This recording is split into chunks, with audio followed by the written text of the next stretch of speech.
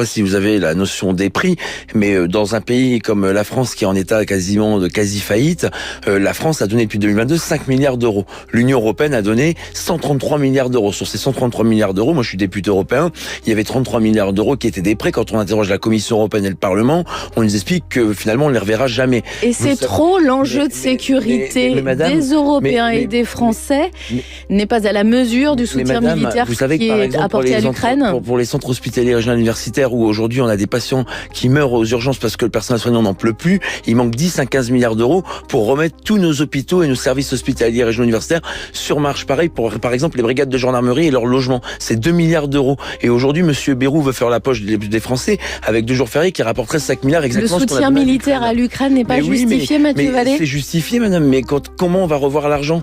Les gens se disent on aide le monde entier, on aide l'Ukraine, mais on n'est même pas capable de protéger nos gendarmes, de protéger nos hôpitaux, de soigner les Françaises et les Français qui sont dans la difficulté. Donc moi je veux bien qu'on aide indéfiniment les gens du monde entier, l'aide au développement.